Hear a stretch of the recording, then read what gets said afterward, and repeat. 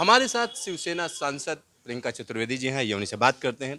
Ma'am, आज आपने जो प्रेस कॉन्फ्रेंस की उसमें सीधा सीधा आपने कहा कि मिसयूज हो रहा है ईडी का। कैसे मिसयूज हो रहा है? मैं बताती हूँ, आपके सामने मैंने उदाहरण दिए हैं कि इतने यशवंत यादव, प्रताप सरनायक, भावना गौली, ये तो कुछ ही उदाहरण हैं। अगर आप 40 एमएलए जो इधर से उधर हुए हैं, आप उनका अगर ब्यौरा लेंगे तो ऐसी money laundering, unsecured loans, assets, properties beyond their income levels, ऐसे ऐसे गंभीर आरोप, 100 करोड़ 500 करोड़ के आरोप लगाए गए थे। और जैसे ही उन्होंने बीजेपी वॉशिंग मशीन में स्नान लिया, वैसे ही उनको क्लीन चिट दे देती है। ना ट्वीट्स आते हैं, प्रेस कॉन्फ्रेंसेस होती हैं जो किरीट सोमैया जी हैं उनकी तरफ से, ना इन्फोर्समेंट डायरेक्टरेट कुछ कार्रवाई करती है। साथ ही साथ मैंने ये उदाहरण दिया किस तरीके से हमारे साथ जो हैं, जो निष्ठावंत लोग हैं, उनके ऊपर ईडी का बल चालू है, अभी भी चालू है। कुछ कुछ डॉक्यूमेंट्स भी जो किरीट सोमैया ट्वीट करते हैं, वो डॉक्यूमेंट्स ऐसे डॉक्यूमेंट्स हैं जो अक्यूज के पास नहीं पहुंचते, पहले उनके पास पहुंच जाते हैं। तो ये तो सुनियोजित कार्यक्रम हो रहा है कि पहले आरोप लगाओ, छीटाकशी करो, फिर आप इन्फोर्समेंट डायरेक्टरेट को लगाओ, फिर आप उन पे दबाव बनाओ कि आप सरकारें बदलें, सरकार आप किसी और पार्टी में जाएं। तो ये इस तरीके का पूरा मुहिम जो महाराष्ट्र में बनी है, ये सिर्फ महाराष्ट्र में सीमित नहीं है, सारे राज्यों में वही काम हो रहा है। जो विपक्षी दल हैं उन पे इस तरीके के आरोप लगाए जाते हैं, फिर उन पे दबाव डाला जाता है, और जो अगर दबाव में ना आए तो उनको अरेस्ट तक कर लिया जाता है। वही पूरा हो रहा है। मैंने आपको बताया संजय राउत जी की जो बेल वो थी स्टेटमेंट, वो किस तरीके से पीएमएलए कोर्ट ने कहा इट्स इलीगल, अनकॉन्स्टिट्यूशनल, इमोरल। तो ये हालत कर दी है आप लोगों ने। इन्फोर्समेंट डायरेक्टरेट, कॉन्स्टिट्यूशनल एजेंसीज जो देश के लिए काम करना चाहिए, तो आज भारतीय जनता पार्टी को आपने के लिए काम करने के लिए मजबूर कर दिया है। बिहार में जैसे लालू यादव का अगर आप केस ले लें, तो जो स्कैम था वो स्कैम तो अपनी जगह पे है, क्या उसकी जांच नहीं होनी चाहिए? नहीं नहीं, मैं ये नहीं कह रही हूँ जांच नहीं हो, पर ये सिलेक्टिव जांच क्यों हो रही है?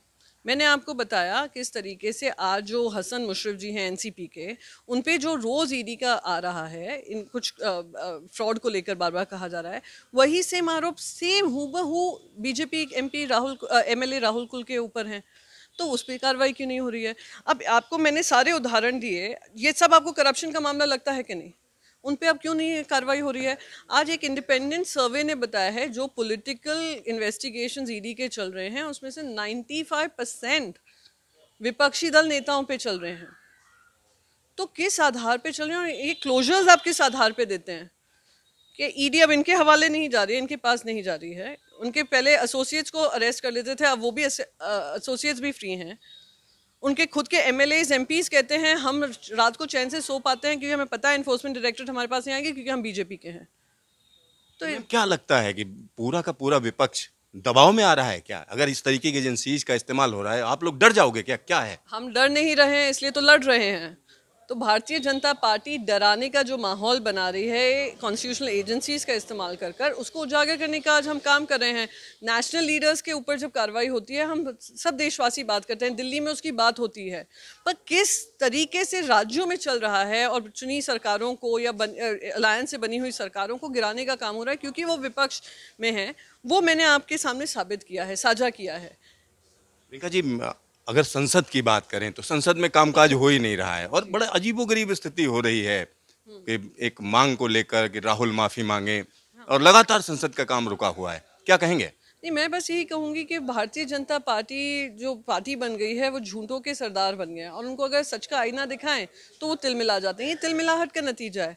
आज देश के सामने बेरोजगारी मुद्दा है, महिलाओं का मुद्दा है, किसानों का मुद्दा है। महाराष्ट्र में किसानों ने अपनी फसल को जला डाला और ना केंद्र सरकार उसका संज्ञान ले रही है ना राज्य सरकार। वो आज लॉन्ग मार्च पे हैं, चल चल कर आ रहे हैं मुंबई की तरफ, इंसाफ मांग रहे हैं। जो हमारे कर्मचारी हैं 18 लाख से ज़्यादा आज प्रोटेस्ट कर रहे हैं ओल्ड पेंशन स्कीम को लेकर। तो ये सारे मुद्दे हम भी रखना चाहते हैं पार्लियामेंट में, पर ये रखना नहीं देना चाह रहे हैं क्योंकि इनको पता है कि ये लोग सब सवालों के घेरे में हो जाएंगे जिसका जवाब इनके पास नहीं है। अडानी से लेकर आज किसानों तक यही हाल बना हुआ है। प्रियंका जी, आपका ढेर सारा धन्यवाद। Thank you. Siddharth, news station, Delhi.